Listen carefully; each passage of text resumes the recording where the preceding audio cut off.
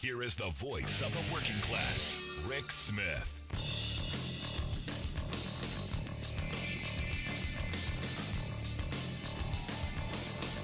And welcome, brothers, sisters, working class heroes. This is the Rick Smith Show. Thanks so much for being here. Today on the big program, lots to get to, lots to talk about. Going to be bringing the wonk, lots of wonk today. Think tank folks, policy people, get excited to bring the wonk. At least I am, because there's a lot of policy stuff that we should be talking about, we should be pushing for, we should be demanding. And this is all precipitated because of the fact I've been getting a ton of email lately from people complaining that, you're supporting Democrats and, they're the corporate Democrats and they're bad. And if you've listened to this show longer than 15 minutes, corporate Democrats are on my target list as well. And that I'm somebody who believes that policy is most important. Getting where we want to go, making working people's lives better is the direction. Getting things done. That's what I'm about. But I had one guy who was just insistent that, you can't support any Democrat because you got to start a third party and all this, kind of stuff way over here. And you go, in fact, he even went so far as to call me a horse's backside, which I thought, well, very nice of you. Thank you. Could have used the other words, chose horse's backside. But this is the thing that's really, really infuriating, because what we've done is we've sliced and diced ourselves up. And I've been saying for the longest time, working people, take over a political party, take over the Democratic Party, make them the party of the working class. Again, pass policies is going to help, going to move us in a direction to make lives better. And look, if there were pro-labor, pro-worker Republicans, I would be talking about supporting them. Sadly, there are not, and there haven't been for a very long time, if ever. But not in my lifetime. There have been some who, we support prevailing wage, we support collective bargaining, but never really out there pushing the total agenda. Now, as I sat back and I thought about this, this was one of those things that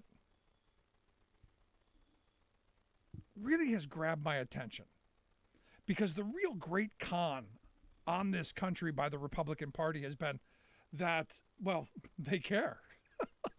That's been the thing that's been the most interesting, that, Democrats, independents, people think that the Republicans actually care about the country. And the reality is they don't care about anything but feeding the elite, feeding the wealthy.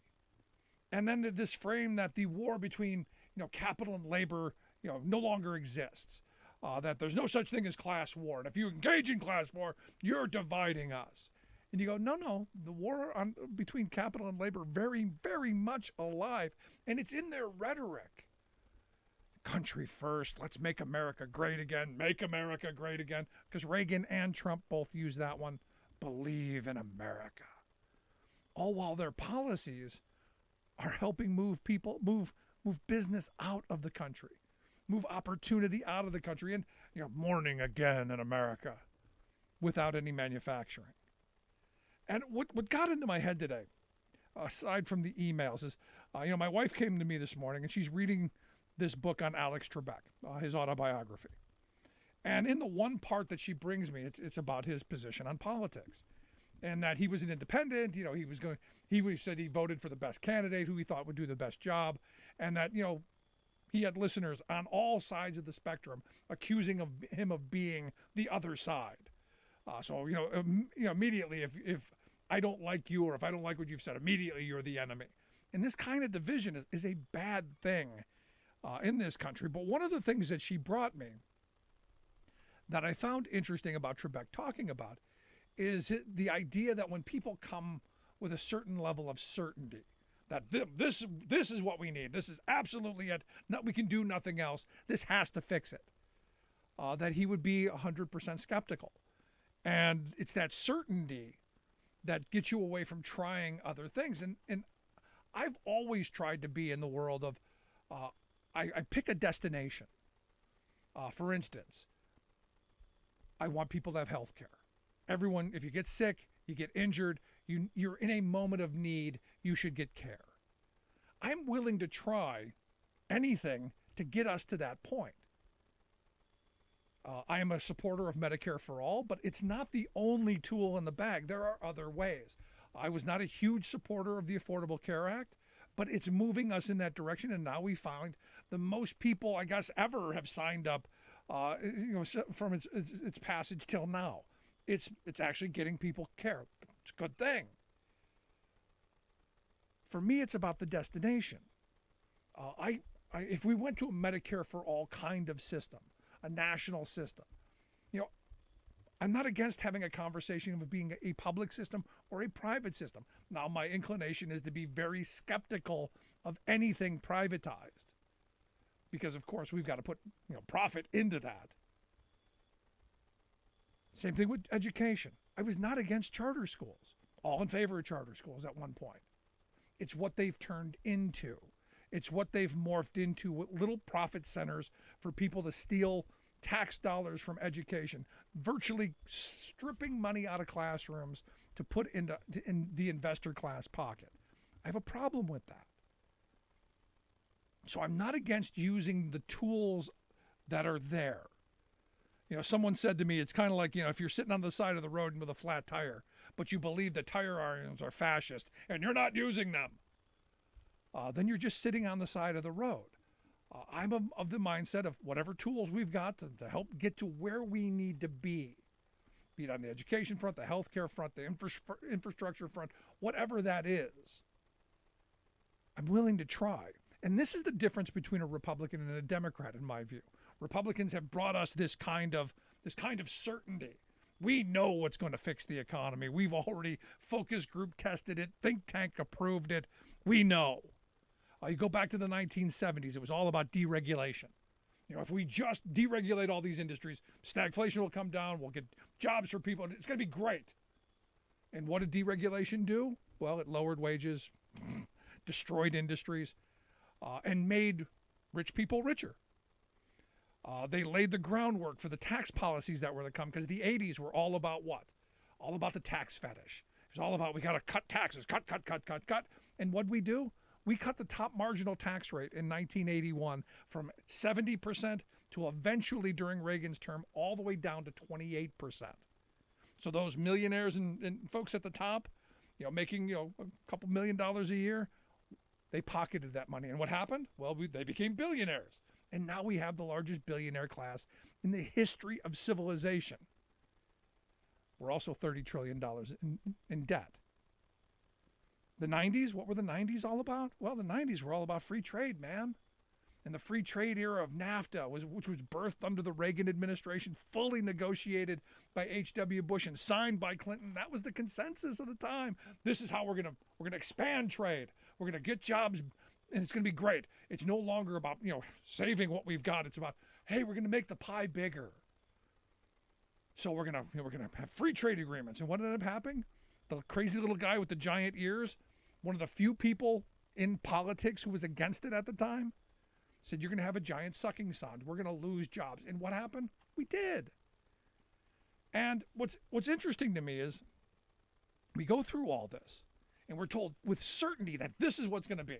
We're going to deregulate, we're going to cut taxes, and we're going to have trade. What were the three Republican policies of the time? Tax cuts for the wealthy, deregulate, and of course, we need free trade agreements. And what have been the biggest destroyers of our country? All three. We've been sold this bill of good. Now, people will say, well, they were just failed policy. And I'm going, no, not failed policy. Policies worked exactly the way they were supposed to. The way they were think tank approved, the way they were focus group tested. It's a matter of who they were working for. They weren't working for me, weren't working for you. They were working for GE. They were working for Exxon. They were working for these giant multinational corporations who for years had been funding these think tanks. Now, this stuff goes back into the 50s and 60s. They were not happy with the New Deal. They were not happy with the tax code, a very progressive tax system that ensured that working class people earned a decent living, that corporate America was paying their share and a high share. I mean, the corporate tax rate back then was 56%. So you look at this stuff and you go, well, what happened? Was it just bad policy? Did they want to try and it just didn't succeed? No, they knew what it was going to do. But they sold Democrats on the idea of, hey, we should try this. And we got a lot of that during the Clinton years. A lot of bad Republican ideas that were banging around in think tanks. Think about the welfare reform. Hey, we're gonna throw all those people off welfare. Telling people who were on welfare, hey, we're gonna get you jobs. Only they didn't because there were no jobs. Now I'll tell you, I am fully in favor of welfare reform, but there had to be an employer of last resort to say, look, if you can't find a job in the private sector, the public sector will create one. Because we know the private sector won't create enough jobs. Because that would mean, full employment, and that would mean raising wages, and that would be bad for profits, as we're seeing now. Only that, inflation would go up because, hey, profits are sacrosanct. And you go back and you think of that rhetoric. During the 80s, during the 70s, 80s, and 90s, it was all about bashing government. Reagan with what was it? The government's not the solution; it's the problem. Clinton and his reinventing government, which meant more deregulation, more strangling of the public sector. And why? So we could make the rich richer. We can make Wall Street fat and happy. And we did that. And we did that because we were told if we do this enough, if we cut taxes and we give them all the money, it'll trickle down. It'll like manna from heaven. It didn't work, did it? Not even a little bit. But it's what we were sold. Privatization of all of the commons, our parking authorities, our turnpikes, all of the things that our water systems, all of the things we used to do for ourselves, privatized, profitized. Who's it working for? Is it working for you, me? No. It's working for the owner class. And this is the thing that is really infuriating. Because we keep being sold these false bill of goods and somehow we keep falling for it. Kind of like Charlie Brown with the football. And I keep asking, when will we stop? Now, there are politicians out there who have been trying, and this is where we come into play. Because there were policies at the time to counter these bad ideas. And I had a listener today send me and reminded me, I completely forgot about the Burke-Hartke bill back in the 60s. That would have, had they moved forward on it, had we demanded they do it, put quotas on bulk imports, which means no dumping. You can't use the U.S. as your dumping ground for your overproduction, like China's been doing for years. And also repealed the federal tax credit that was given to corporations on their foreign taxes that they paid. This was back in the 60s. They were saying, we got to stop this. And it's still going on today. And this is where, again, policy matters. While we get hung up on all the nonsense and all of the division, policy matters. So I went back and I had forgotten about the Burke-Hartke Act. And understand, these were two Democrats, one from Massachusetts, one from Indiana, who said, look, we got to stop some of this stuff. We shouldn't have this stuff going forward. And the response of the day was completely nuts. April 10th, 1972, the New York Times put out a story that's read, quote, the New York chapter of the Chamber of Commerce, in a statement issued yesterday, charges that the Burke-Hartke bill reflects protectionist thinking that could cripple world trade, curtail dramatically investment flow, and adversely affect the domestic economy and employment. The chamber said that the bill assumes that the operation of multinational corporations is adverse and the country's domestic interests, and the only way to protect American jobs is to impose restrictive quotas and other non-tariff barriers. The chamber asserted that the imposition of quotas would lead to retaliatory action by other trading nations, thus restricting our access to foreign markets. That could have been written yesterday. And this was 50 years ago that they were on this message. Henry Ford, weeks later, Henry Ford II, at a Chamber of Commerce meeting in Montreal, called the measure terrible economics. Had nothing to do with increasing total employment or reducing total unemployment. He said, in the end, it would reduce jobs that depend on exports and on overseas operations of the United States firms. And he said that no effort should be spared to avert this disastrous error that is now being propounded, which means they were going to spend whatever they had to get their way, which is what they've been doing all along. And this is why I keep coming back to the reality of that war between capital and labor. The moneyed interests continue to get what they want at the expense of the working class of this country. Politics for me is not a game. It's not a sport. It's not something that you play. Politics is about who gets what. I go back to my 8th grade civics teacher. Politics is about who gets what. Government decides who gets what. And right now, the working class of this country has been getting bumpkiss. Where's all the investment been going?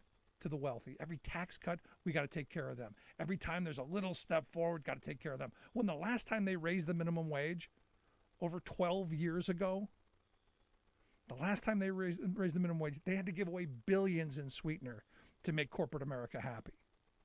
They had to get their pound of flesh. And I keep asking this simple question. When was the last time a Republican came forward with a piece of legislation solely to help working people? When was the last time that happened? Or has it ever happened? I've been asking that question for almost 17 years of doing this, and I've yet to have someone come forth with something. I would love to hear it if someone would. You can email me, rick@thericksmithshow.com. I got lots of time, so by all means, I would like to see that. I'd love to hear your thoughts. You can email me, rick@thericksmithshow.com. If you missed any of the program so far, thericksmithshow.com, that's where you go to get the podcast, the Rick Smith Show app on the smartphone. Take the program on the go wherever you go. Quick break. Right back after this. Stick around. You're listening to the Rick Smith Show.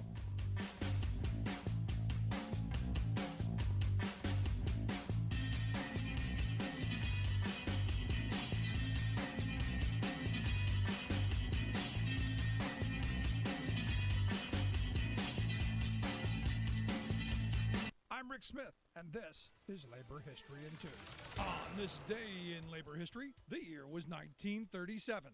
That day marked a pivotal moment in the continuing Flint sit-down strike. The nationwide strike against GM started in Flint, Michigan in late December. By late January, UAW organizers agreed that nearby Chevy engine plant number 4 had to be shut down. It was a massive facility. It employed 4,000 workers on 2 shifts. The plant superintendent had been firing union activists. Armed guards patrolled every inch of the facility to prevent a sit-down. Union organizers knew there were company spies in their ranks. They planned the takeover by staging distracting job actions at nearby Chevy plants number 9 and then number 6. This would draw the guards away from plant number 4. And so, on this day, just as the day's shift was ending, workers sat down at Chevy plant number 9. The company guards were ready to launch an attack. They began beating and gassing the sit-downers. The Women's Emergency Brigade smashed plant windows to dissipate the gas.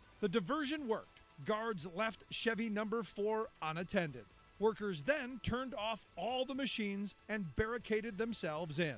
The plant guards tried to re-enter and were met with pistons, connector rods, and fire hoses. The Women's Emergency Brigade gathered outside the plant and locked arms. UAW organizer Joe Sayan announced, quote, "We want the whole world to understand what we are fighting for. We are fighting for freedom and life and liberty. This is our great opportunity. What if we should be defeated? What if we should be killed? We have only one life.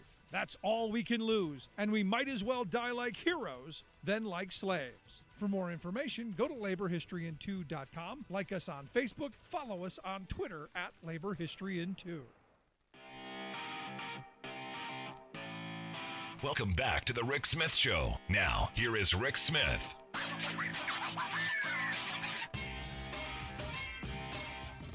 Big story coming out of Ohio. Evidently, the Secretary of State there in Ohio, a guy named Frank LaRose, he has found them. He has found the fraudulent votes. Yes, he was digging around in the cushions, found the fraudulent votes. According to the press release by his office, they have identified 62, yes, 62 potential cases of election fraud in recent years. 31 of them now were non-citizens. Now, they registered to vote, but they didn't actually vote, so I'm not quite sure how that is voter fraud. 14 people were deceased. I don't know if they put their ballots in and then died and then they were there. They're not really saying, but they know there are cases out there. Nine people who may have voted twice. 9. Now, in 2020, there were 5.9 million ballots cast. I got to tell you, the fail rate of 9 out of 5.9 million. I don't think there's a corporation in this country that would give up that kind of a rate. But here to share some thoughts on, well, the big voter fraud scam that's been uncovered by the Ohio Secretary of State, I've asked David Pepper to come talk with us. David is the former head of the Democratic Party there in Ohio. He's also the author of the book Laboratories of Autocracy, a wake-up call from behind the lines. David, thanks for taking time for us. Thank you. This is breaking news. I know. I'm surprised we didn't break into the 6:30, main news with this story. Yeah, this is a big one. There are 9. Yeah. We found them. We found the votes. But the problem is didn't Trump win Ohio? Yeah. By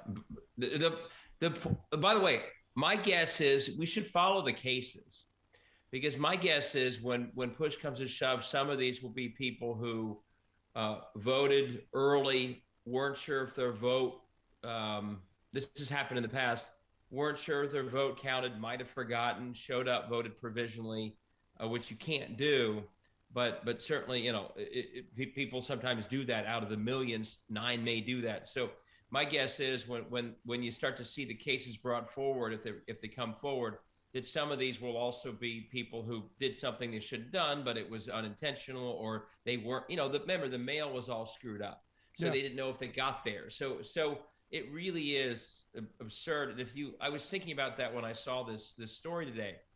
If you were to look at the thousands, and I have a video that I often post about this from 2000, Frank LaRose, the same person with his big announcement day, literally made voters across Ohio wait in traffic jams, thousands of people, hours in line in traffic jams, because of this false theory of voter fraud, and that because of that you could only do things a certain way, and all the cost and time and energy to do all these rules when clearly we don't seem to have an issue. Yeah.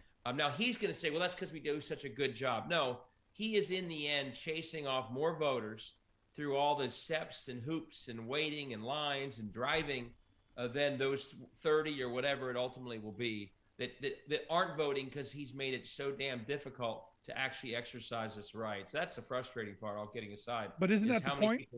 I mean, isn't that part of the point? Yeah, they purged, absolutely. They purged millions from the rolls who were simply, what was the reason they were purged? They hadn't moved, they hadn't died, they simply didn't vote in a couple elections and didn't respond to a postcard, so they get knocked off the roll. So, hundreds of thousands of people caught up in that, all because somehow we're worried that 30 people or so that they can find, and we now know they find, that wouldn't have changed the outcome of an election for a village council, and they're doing all this. So it is absurd. If someone did intentionally voted, just like, the California Republicans were caught with fraudulent drop boxes, good, go after them.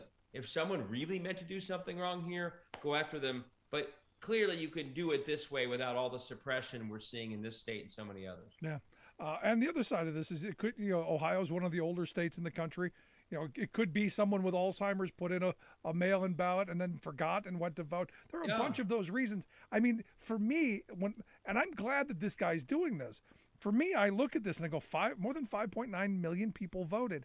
And this is what you've come up with.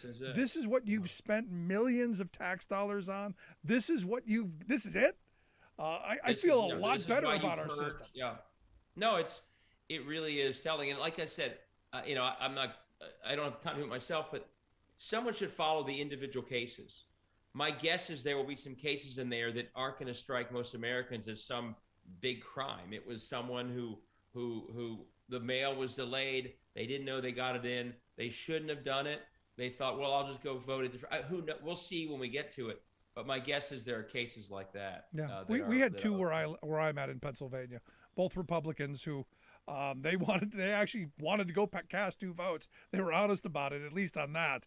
And but that's what we found so far. There is something very small. Now here's the thing. For me, the bigger part of the voter fraud is what goes on with gerrymandering, what goes on with all of the obstacles that are being put in the way of folks. Ohio, your state, lots of interesting news on the gerrymandering front. What's going on now? So where we are today is it's a case study of just how desperate. I agree with you. 30 or so people, we'll see what they actually did wrong, versus a state house that spends months and millions of dollars ultimately in lawyers to rig almost every outcome at the legislature for a decade. That's what they're doing. That's the bigger illegitimacy. Let's be clear about that. The Supreme Court of Ohio, which we worked very hard to turn into a balanced court and change the Constitution twice, they struck down the legislative map a couple weeks ago. They gave the State House 10 days to fix it. And here's how sneaky these guys are. Speaking again of people who are really causing trouble, the last time around, the State House people basically said in court and to their map makers, oh, this new part of the Constitution, it's advisory. It's not mandatory. And they went to a Supreme Court and said that, and they drew a map that was more gerrymandered than the one before the constitutional change. That obviously got laughed out of court, if an opinion can be laughing at some of the litigants. This time, here's what they did, and you'll appreciate this, because it shows you what they're up to and how they can. These are people who've never been in real elections, most of them. They are scared of them. They're scared of the voters. They know they're too extreme for the voters.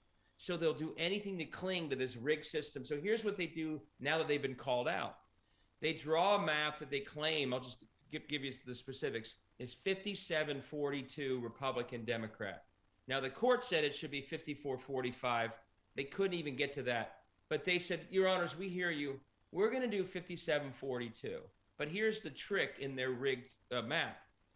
All 57 of their seats at least have Republicans with a 52% or better makeup of that district, mostly way above that. Only 29 of the Democratic seats are 52% or better. 13 seats are 50 to 52 Democratic seats in terms of makeup. 10 of them are 50 to 51. So they're basically saying every election for the rest of the decade will only be contesting your seats. Right. Congratulations. In a bad year, we'll have 57.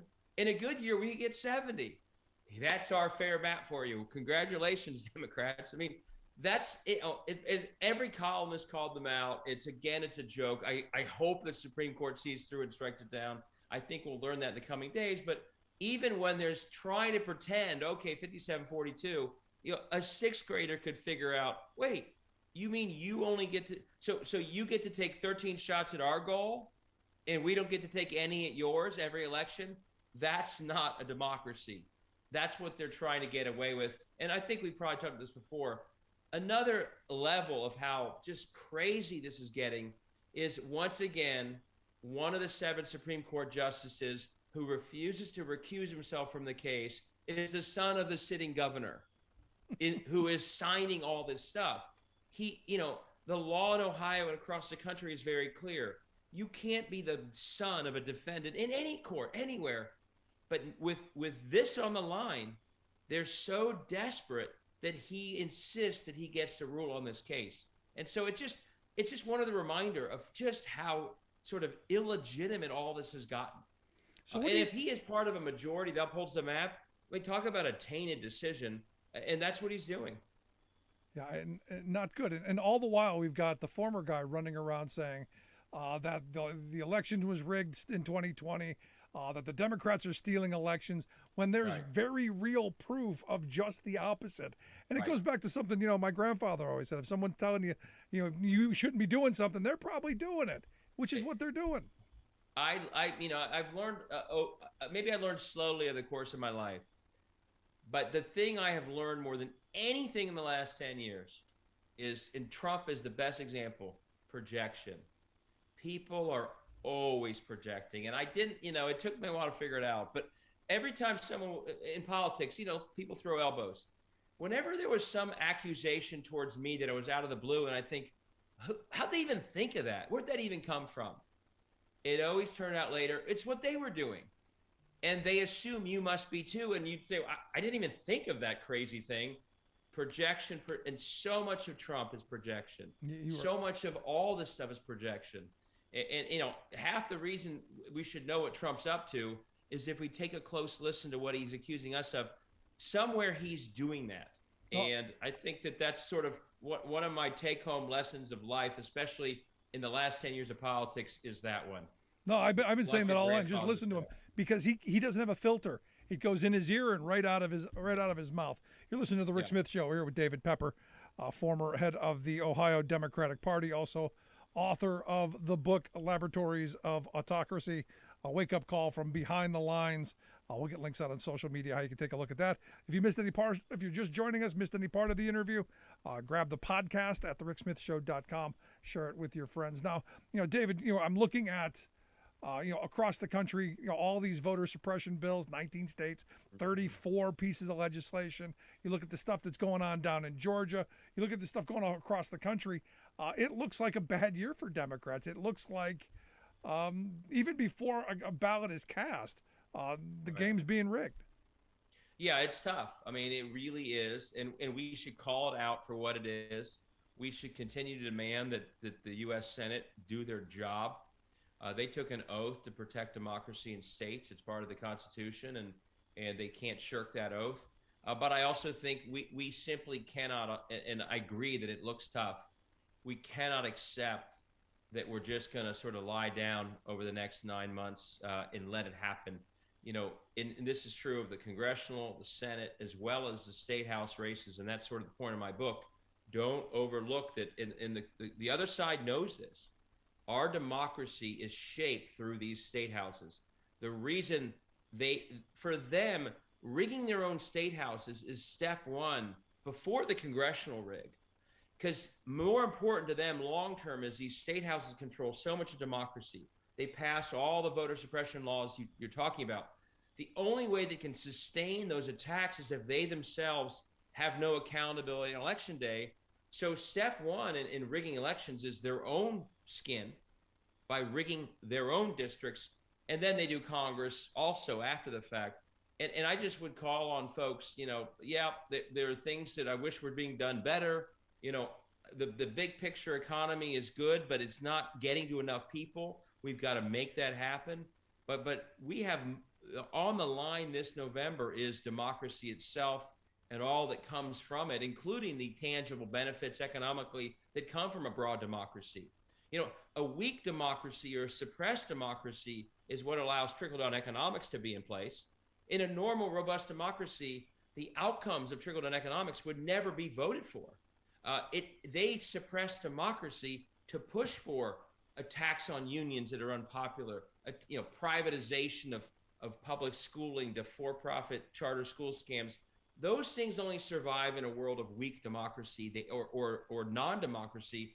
They know that, and 22 is all about trying to get back enough of our game in state houses, preserving our congressional and Senate majorities, so that this attack that you described, that's brutal and direct and just right in our face, that we stop it. And right now it is an uphill battle, but my hope is that motivates us. Georgia wasn't supposed to turn blue in 20, but people were motivated. They saw they could do it. we need to find that within ourselves in the coming months, or I think the stakes will be very negative if it's a tough year. Trump back on the national scene. Does this help Democrats or does it hurt them? I mean, if you watch that speech over the weekend, to me, that was like the Exhibit A on why he needs to be, arrested, tried, convicted, and thrown in jail, because he basically admitted to all of the crimes and said, not only did I do it, I'm going to do it again. Yeah, I mean, I think he's clearly rattled. I mean, he must know what these January 6 witnesses are being asked. He must know, he knows enough about the Georgia and New York prosecutions. And this is his effort, I think, again, throwing out potential pardons. I mean, he's trying to rig his own potential trial, I think, if he faces one. And it looks like it's building towards that. I don't know about the election. It certainly is a reminder so I think it's a big help to the prosecutors. Everything he's saying is evidence. I worry, though, that Democrats have to, and you talk about this every night, Terry McAuliffe tried to turn his election for governor into a referendum on Trump. It didn't strike people as sort of what they wanted to hear. And I think that let Trump do what he's saying, but get back. This is what I'm obsessed by, at least in states like Ohio. Get back to the public outcomes in states that people are struggling with. And Tim Ryan right now, there's a big story on him the other day. He's everywhere in Ohio. He's in small towns. He's talking to workers. He's talking about reshoring manufacturing here and lifting these towns. So I wouldn't get too distracted by Trump's speeches. Let them be what they are. Let talking heads talk about them. But if you're on the ground as a candidate, I mean, I would get back to sort of the less toxic, less polarizing, common good issues that are what people do still worry about every single day. And the fact that there's still concern about the economy, despite the big numbers that look good on paper, tells you that there's something deep going on. It's student debt, it's rising prices, it's it's a current pandemic that makes it harder to do what we do. Don't sort of look at some data and say that's not real. Go to the ground like Tim Ryan is and really talk to people and show that you get that. So I would point to success. In 2018, Whitmer won because she realized the roads were falling apart in Michigan. No one liked that. Right. And Laura Kelly won in Kansas because there were only 4 days of school a week, for God's sakes. Yep, all good stuff. Focus on that stuff. There you go. Good advice for any candidate. David, I appreciate the time. Good stuff. Thanks so much. Thanks. Take care. Have a good night. Our good friend David Pepper. Quick break. Right back after this. Stick around. You're listening to The Rick Smith Show. We're working people. Come to talk.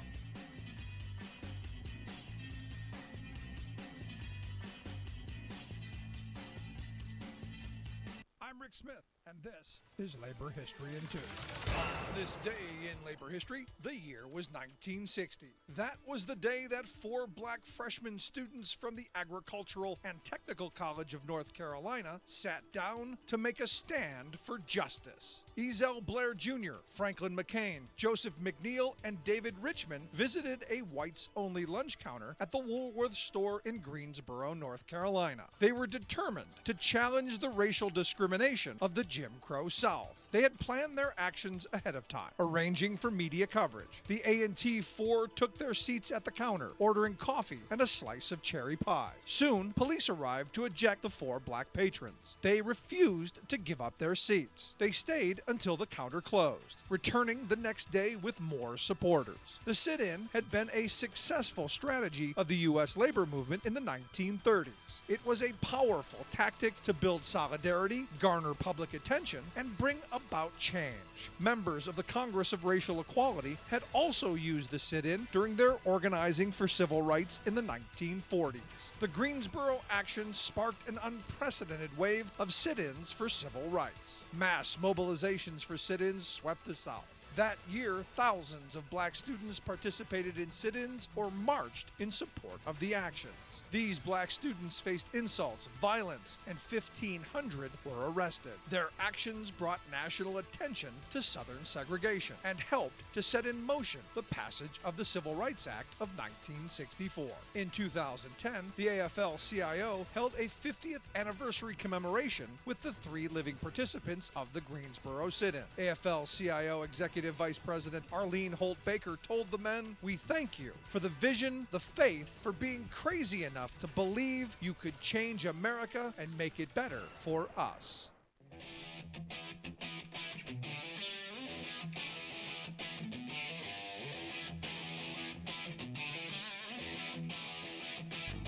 Welcome back to the Rick Smith Show. Now, here is Rick Smith.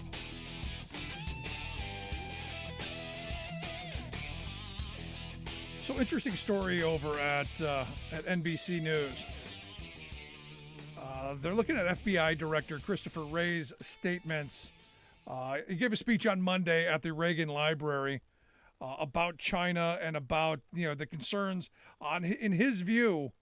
How did he put it? That he was blown away by the level of spying that's going on, the level of espionage, the level of patent theft, the amount of theft of all of our stuff. He said that there's no country that presents a broader, more severe threat to our innovation, our ideas, and our economic security than China does. He says that every 12 hours they are opening up a new counterintelligence investigation. They're going after spies. And this is, from the day he took office, he said he was blown away by it. And yet we don't hear much about that anywhere, do we? We're still talking about, hey, how can we get our stuff from there? And I keep saying, no, we should stop with the get stuff from China. We should talk about building it here. And here to share some thoughts on, what Christopher Wray's saying and how do we undo this? I've asked our good friend Scott Paul to come and talk with us. Scott is the president of the Alliance for American Manufacturing, AmericanManufacturing.org, their website. Scott, thanks for taking time for us. Hey, Rick, it is great to be with you as always. So what do you make of the FBI director's statement that there is no country at the present that presents a broader, more severe threat to our innovation, ideas, and economic security than China? He's right, to put it simply. And I don't think this should be a controversial statement. I certainly want to avoid giving the impression that conflict with China is inevitable, like a military conflict, or that we have to resort to kind of like a McCarthyite approach to all of this. But I do think we have to take it a lot more seriously. And the thing that troubles me, and you and I are both of an age where we remember the Cold War well, right? And what that meant in terms of kind of unifying our and marshaling our resources to counter some of that. Some of that was well spent, some of it was not. But the thing that I think was different is that you didn't have corporate America complicit in an existential threat to U.S. economic security like you do with China. And Wray, I think focuses on the fact that willingly or unwillingly, we're giving away the keys to the store to the Chinese government. And that's a dangerous thing for a couple of reasons. First of all, we've already seen job loss as a result of how this economic relationship has gotten lopsided. And part of that is through this trade cheating. And we also have seen China develop capabilities in supercomputing, in espionage technology, and in space that were not homegrown, I think would be the polite way to say it. And the more accurate way to say it is that it was built on a foundation of this theft. And I know you're broadcasting from Pennsylvania now, and this is not an esoteric issue. I mean, a few years ago, in the Obama administration, the Western District of Pennsylvania, the Justice Department filed charges against Chinese military officers for espionage against United States Steel and Westinghouse and Allegheny Technology and the United Steelworkers and a couple of other companies as well, trying to get access to trade secrets and what have you. And so we not only need to obviously counter this through our legal system, through counter-espionage and what have you, but we need our own competition policy, our own strategy here. And we do need to hold these big multinational companies that are much more willing to do handshakes with Beijing than they ever would have been 30 or 40 years ago with the Soviets or something like that, had they been given the opportunity. Yeah, I mean, we're in a moment right now where, I just read a piece over at the Economic Policy Institute where they're talking about, it was botched policy that got us into this thing. And as you know, and we've talked about this before, I don't believe it was botched policy. I believe it was focus group tested, think tank approved, and it is working exactly the way it was meant to work. They just sold us the botched part. But this is working exactly as it was supposed to, in that corporate America is getting more powerful. The wealthy and the elite keep getting more and more and more. And while the working people keep getting screwed. And this is all about crushing worker power in this country. It has been for a very long time. Yeah, it has been. And it is there are a number of factors at play here, Rick, and you touched on a couple of the factors that are very important. Is that on the one hand, you have this rising power in Asia that utilized these weaknesses in globalization to its own benefit, and saw this. And unfortunately, its model of growth, its model of projecting power, does come at somebody else's expense. And largely, it's been a hollowing out of American manufacturing and a weakening of our capabilities, and that's had a broad impact through our society, through our economy, through our preparedness. And then on the other hand, domestically, you have these companies by design that have sought this policy of deregulation, of reducing worker power, and of, it's not even free markets, but tilting the rules of international commerce in a way that will grossly benefit them and not hold them accountable in any way. And the result of that, again, has been the same thing.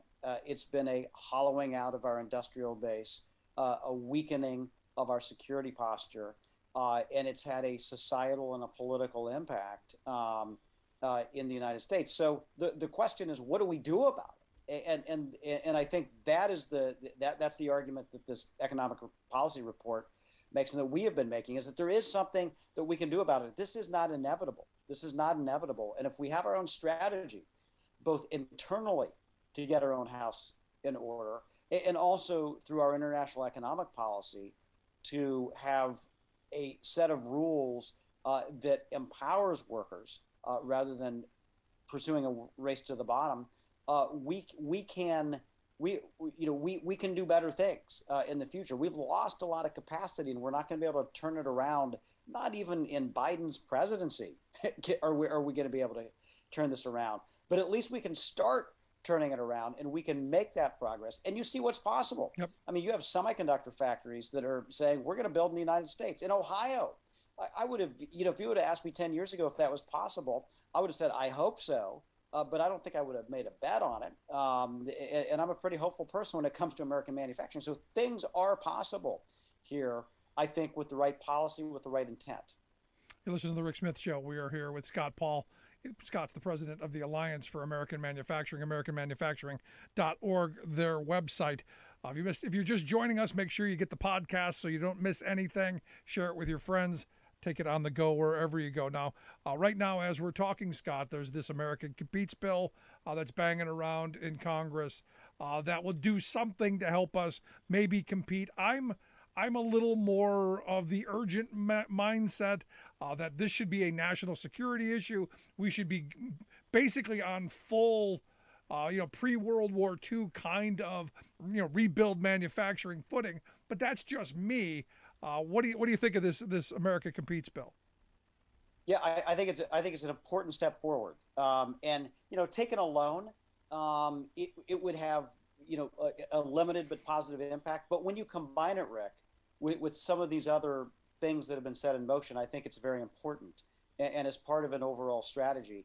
And when people ask me, well, what's the one bill that could pass that would help American manufacturing or whatever? I say, first of all, it just starts with intent. It says you got to want to make it here first. You got to want to make it here. And then you build your policies around that. And so the first step of this, I think, was infrastructure. And so we can check that off the list because we're making progress. We need to do more. That was a down payment, but at least we're on that road now, and the that part of the debate is behind us. The second part is procurement, and the Biden administration has already done some of that administratively, so that we are trying to rebuild our industrial capacity by making sure the government purchases made in America products, especially critical products for our national security. And then the other aspect of this is this America Competes bill, where we're making an investment in research and development, which is harder and harder. Certainly for small and mid-sized businesses, it's very hard to do R&D. They don't have the money to do it. And then for a lot of these companies, they don't want to share in the expense of something that they may not end up on the winning side of. And so the government traditionally has played a role in basic research.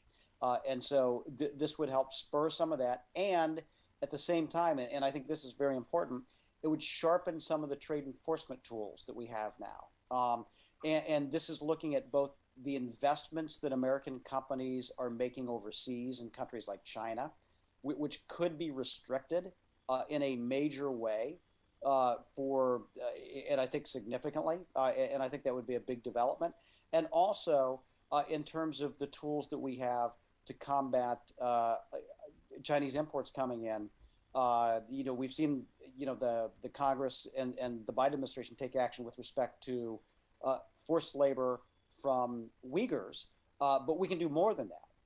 And I think this bill would set us on a path for that. And so I think it's the development of this strategy that's going to be important to keep this momentum going. So I'm hopeful that the House can pass this. We've seen a version of this passed. I liked some things about it. I didn't like others in the Senate last summer.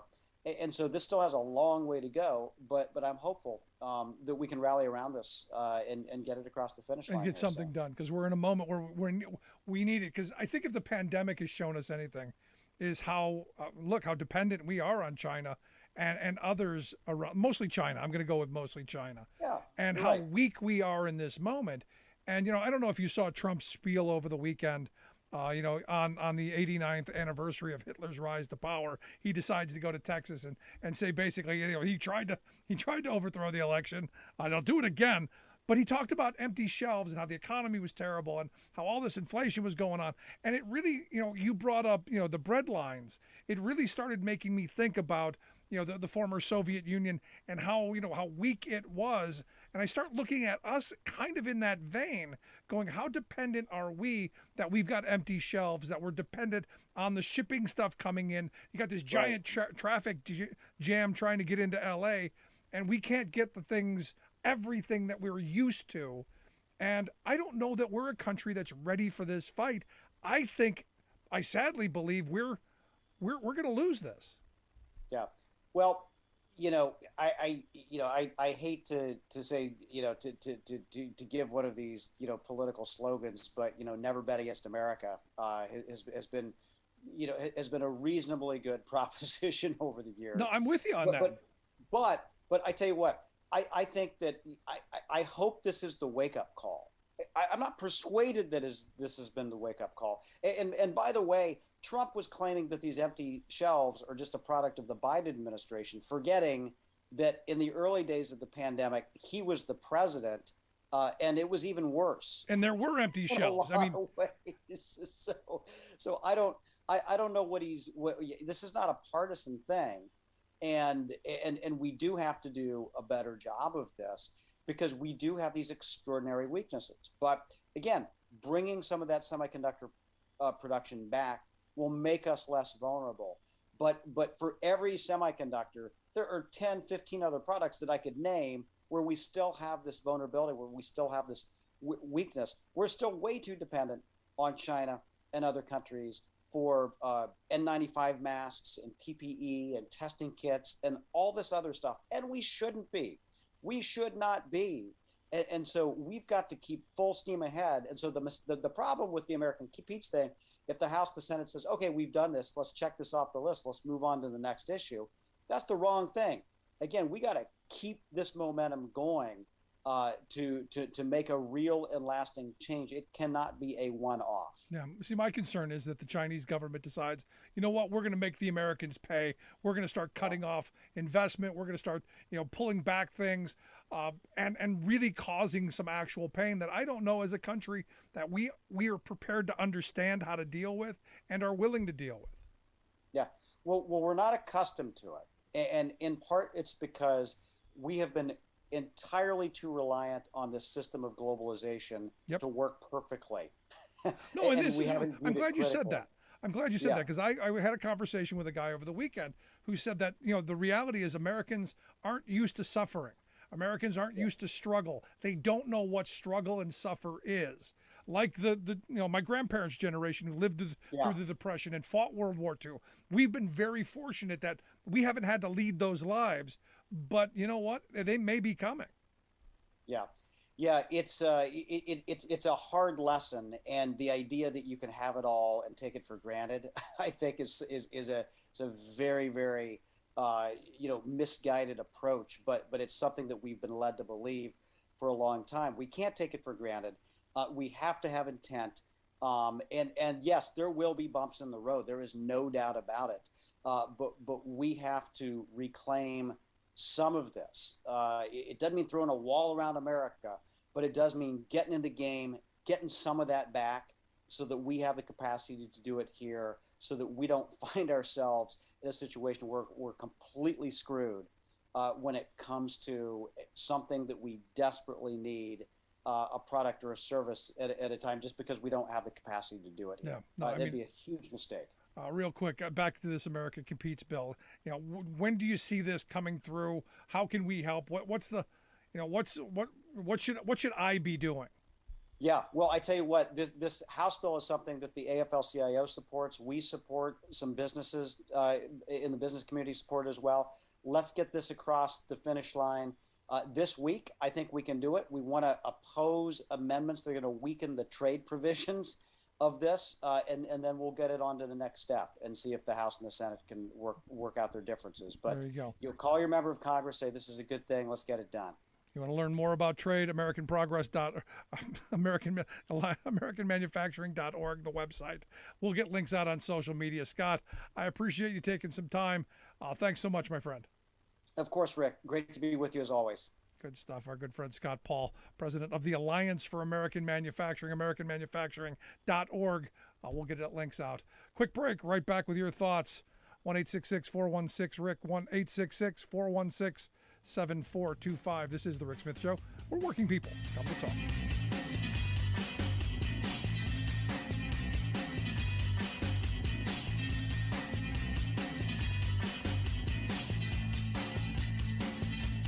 I'm Rick Smith, and this is Labor History in 2. On this day in labor history, the year was 1913, marking the first day of the Paterson, New Jersey silk weavers' strike. During the strike, more than 20,000 silk weavers walked off the job. The strike started at the Doherty Silk Mill, where after years of declining wages, poor working conditions, and long work days, workers had endured the final straw, as management doubled the number of weaving looms handled by each worker from 2 to 4. The silk weavers decided to strike in protest. Elizabeth Gurley Flynn, an organizer from the International Workers of the World, came to Paterson to help with the strike. Soon, ribbon makers, silk dryers, and other weavers joined the effort for improved working conditions. Demands quickly expanded to include the 8-hour day. Immigrant workers from 9 different countries participated in the action, which shut down nearly 300 silk mills in the city of Paterson. The strike lasted more than 5 months. More than 1,800 workers were arrested. Eventually, the strike was broken by management, with the workers gaining few concessions. During the strike, workers were forbidden from meeting in the city of Paterson by city officials. So the mayor of nearby Haledon invited the workers to meet in his town instead. Pietro Botto, an Italian weaver, had sympathy for the strikers, many of whom were Italian. He and his wife Maria offered his home as a meeting place. Huge crowds came to hear speakers such as Upton Sinclair and Elizabeth Gurley Flynn give speeches from the second-floor balcony of the Botto home. Today, the Victorian-style Botto home is the site of the American Labor Museum.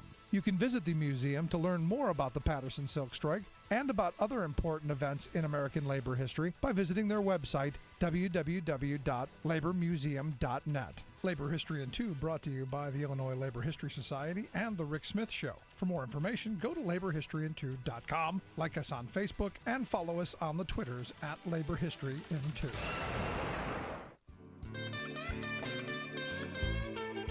Welcome back to the Rick Smith Show. Now, here is Rick Smith.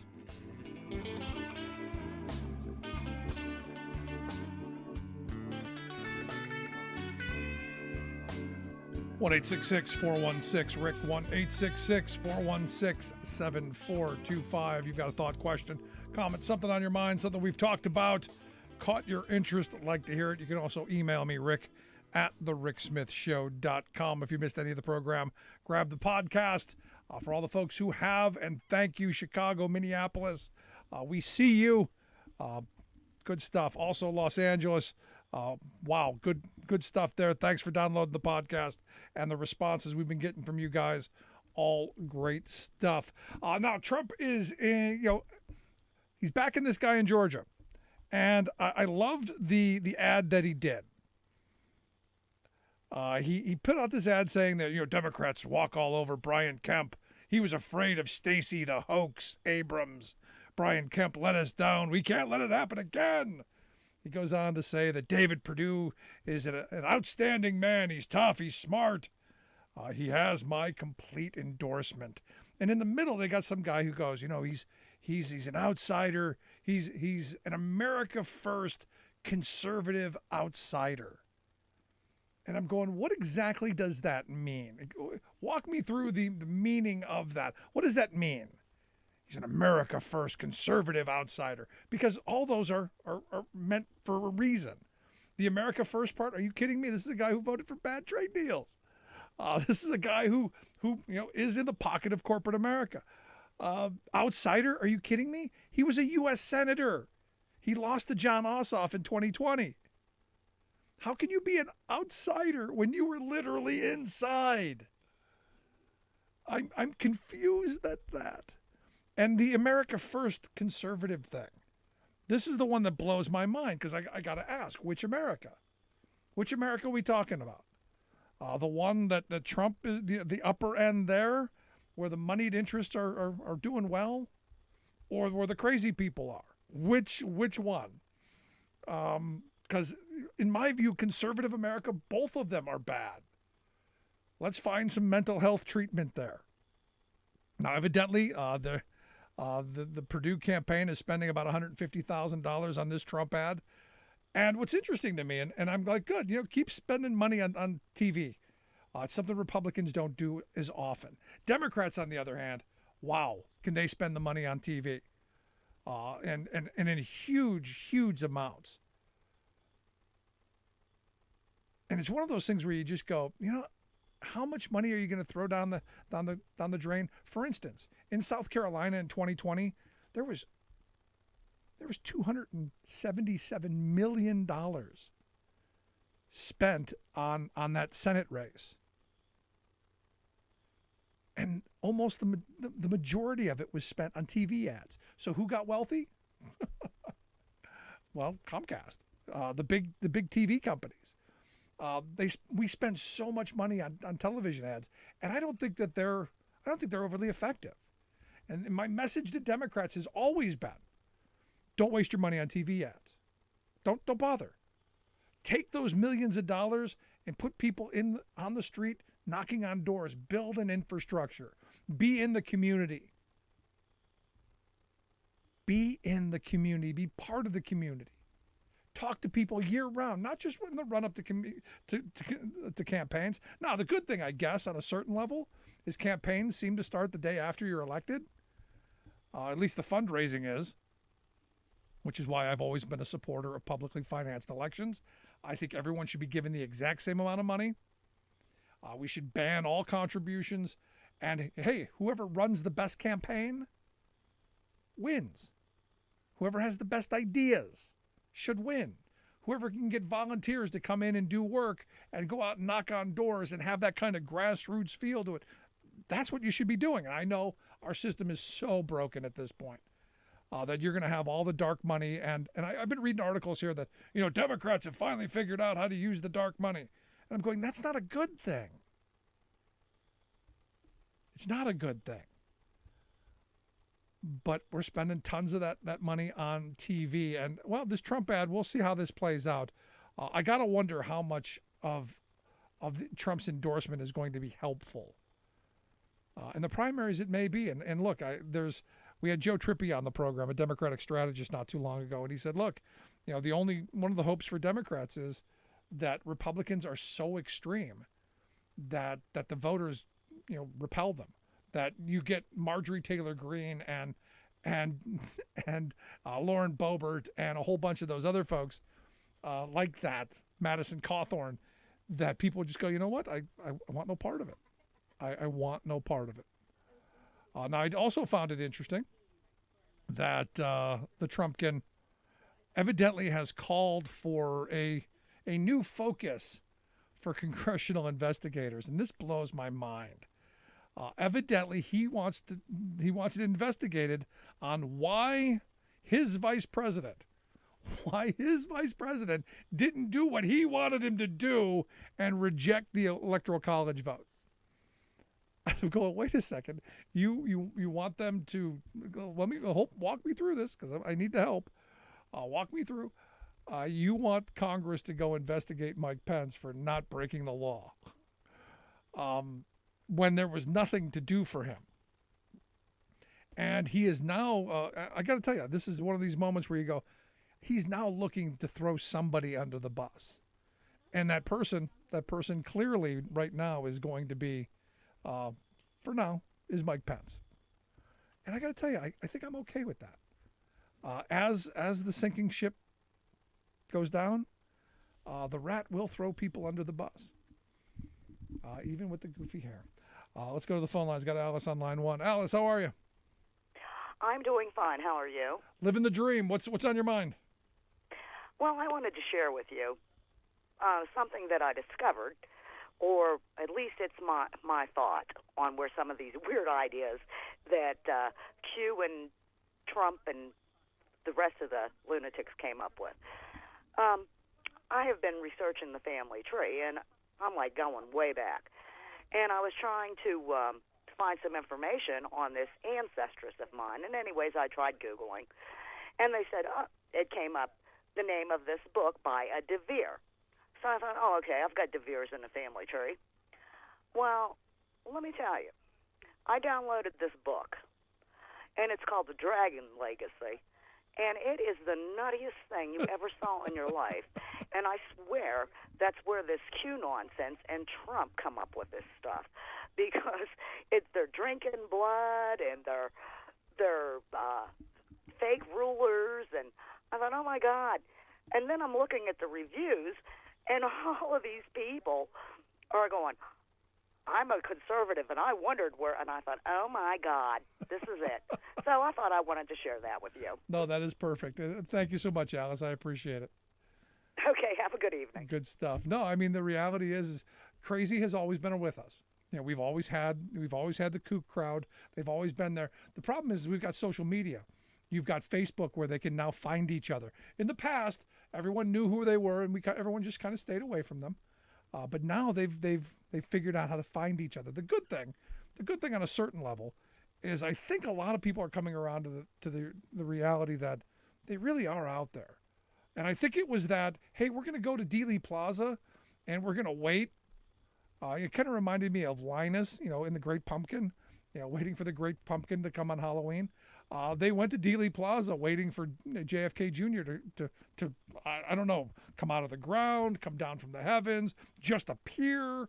I'm not quite sure. What someone should have done, and I wish I would have thought of this at the time, is they should have gotten one of those lights that they put on the side of a building, and they should have gotten an image of JFK Jr. to put on the building. They should have done that. They should have had that, and they should have had like a message, something, go home, get mental health treatment, something. I'm still dead. There should have been something. Missed opportunity. And I'll tell you, I'm going to have to remember that for the next time because I'm sure it's going to happen again. But this is the kind of weirdness that happens. And I guess this is the problem I have with the mainstream media. That stuff got attention. And there's the problem that, and I talked about this the other day, the negative stuff all seems to get the attention. Like Art Haywood said yesterday, the senator from Pennsylvania, if it bleeds, it leads. It's all the negative. It's all the horror stuff. It's all the kookery that gets attention, where actual getting things done, not so much. And I think a lot of what's going on has been driven by a media culture looking for clicks. We need downloads, we need clicks, we need eyeballs, we need attention. And we've become attention junkies, where you go, I just want better. I want my kids to have a good education. I want them to get good jobs. I want the infrastructure not to suck. I want things done. I want the trains to run somewhere near on time. I want, a better opportunity. And yet all we're funneled and all we're fed is outrage candy. Now that's by design. It's absolutely by design. It's meant to keep you attached first, because I now got to know. I got to see what's going on. I got to know the latest outrage, and I got to get mad about it, so that I can go and I can scream at somebody. Man, negative works. Tearing stuff down works. And as I said the other day, I wish we would spend the kind of energy that we use on tearing into each other and destroying our democracy and destroying, destroying our lives. I wish we would put that kind of energy into making things better. And I wish politicians would spend that time making people's lives better. Because understand, as I said from the beginning, politics is about deciding who gets what. It's not team sport. It's not a game. It's about deciding who gets what. It's very real. And the working class of this country has been getting, they've been getting it all right. Just don't touch your shoes.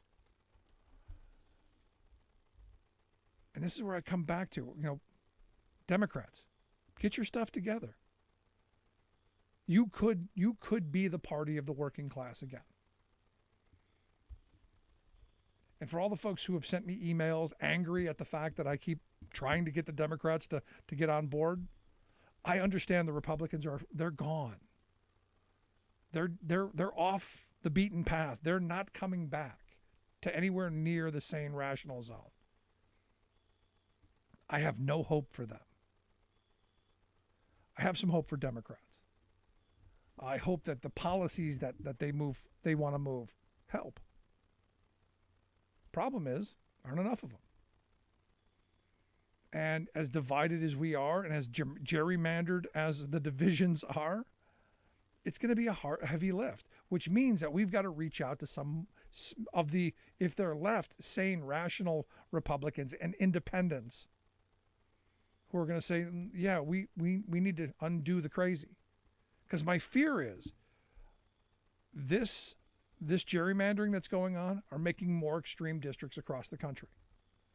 And we're going to get more extreme versions on both sides of the political space. And it's not going to be about getting anything done. It's going to be about creating little political media stars. It's going to be about getting attention and raising campaign money. It's going to be about the game instead of who gets what. Because the wealth class knows, as long as they can keep it a game, as long as they can keep us focused on, what's gun fetish Barbie doing in Colorado, or what's Marjorie Trader Greene doing in Georgia, or what's the idiot from North Carolina up to. We're not focusing on them.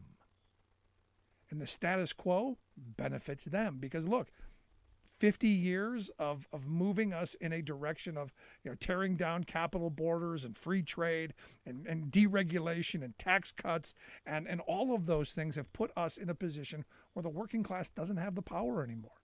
We don't have the wealth anymore. You go, but Rick, we're a wealthy working class. Some, not as wealthy as we once were, because we don't get the percentage of the national income that we once got.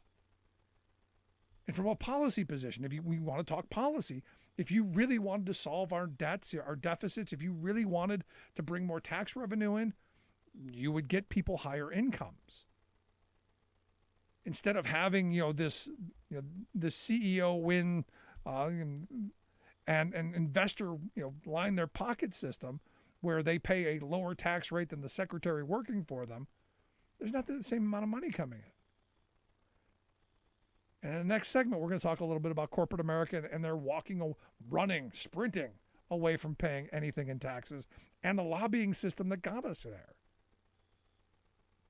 We used to have a very progressive tax code. And where the American dream was built out of, the Norman Rockwell paintings, the Four Freedoms, if you go back and you look at those Norman Rockwell paintings, and that Americana of that era, that lives were going to get better, that you get education, you're going to get health care, things were good and optimistic toward the future. We're sold this negativity right now, like things aren't going to get better. Our best days are behind us, which is why Trump was able to rise up and get attention from people. We're going to make America great again. Only had no policy chops whatsoever, had no ideas. Other than what? Deregulation and tax cuts. The same thing that got us into the mess that we're in right now. It's like saying to somebody who swallowed a gallon of poison, here's some more poison, that should help you. It's like saying to somebody with a gunshot wound, here's another gunshot wound, that'll counteract the other one. It's stupid, but it's all they've got. And hopefully, as Joe Trippi, the guy I talked to the other day, the Democratic strategist the other day, said, look, they've got no policy. There's nothing there. They've got nothing to offer, and they haven't for a very long time. Fear, hatred, racism. That's the division point. And until we can get over that, until we can get past that stuff, we're going to continue in the working class to get screwed. It is where we are. Which is why I hope folks will take a look at our our civil rights tour, Black History Month podcast. This is the first year that I've done anything for Black History Month. Back in 2015, we did a bunch of interviews across the southern U.S. of people who lived through the civil rights era, and a lot of great stories, a lot of good stuff. Go to the ricksmithshow.com to get access to the podcast or any of your favorite podcast sites. We're going to put out a bunch of them throughout the month of February. So make sure you subscribe so you get them and never miss one. Also, I'd love to hear what you think. You can email me, rick@thericksmithshow.com. But all good stuff. And for the folks who have downloaded the podcast and sent me messages, thank you. By all means, share with your friends and keep it up. We'll take a quick break right back after this. Stick around. You're listening to The Rick Smith Show.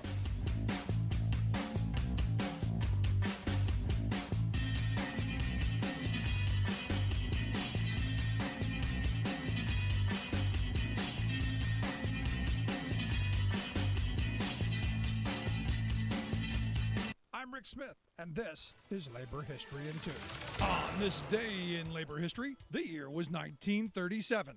That day marked a pivotal moment in the continuing Flint sit-down strike. The nationwide strike against GM started in Flint, Michigan in late December. By late January, UAW organizers agreed that nearby Chevy engine plant number 4 had to be shut down. It was a massive facility. It employed 4,000 workers on 2 shifts. The plant superintendent had been firing union activists. Armed guards patrolled every inch of the facility to prevent a sit-down. Union organizers knew there were company spies in their ranks. They planned the takeover by staging distracting job actions at nearby Chevy plants number 9 and then number 6. This would draw the guards away from plant number 4. And so, on this day, just as the day's shift was ending, workers sat down at Chevy plant number 9.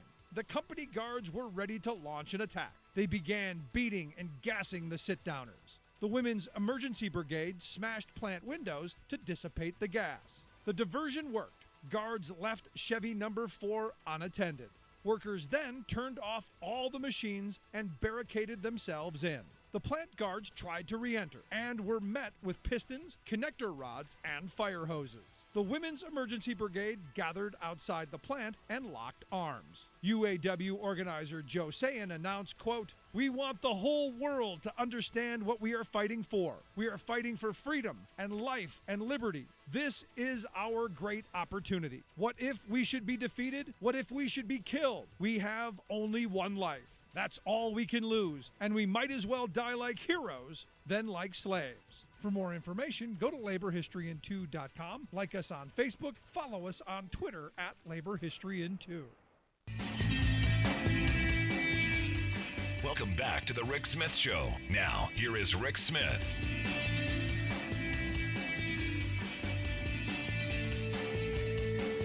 So, big news today, the gross national debt topped $30 trillion for the first time today.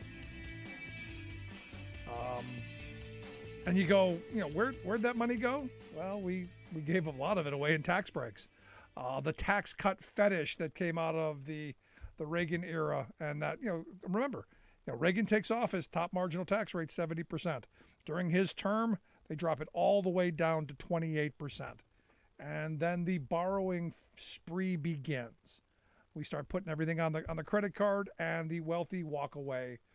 And then what happens? Well, wages start dropping. They start handing us credit cards, and now the taste for credit is there. And one of the, you may remember though, during that whole credit card crunch that went on a number of years ago, there was a great documentary where one of the CEOs of one of the credit card companies, said that he was asked, why do we give credit cards to people who have filed bankruptcy? And he said, we want to be the first one in the door because, number one, you can't file bankruptcy. Again, you got to pay the first ones back. And the order is based on who got credit first. But the other thing he said is, we want people who have a taste for credit. We want people who are willing to make a purchase and then pay over a long period of time with a lot of interest to make our bottom lines fatter. And this is, it's where we are. Sadly.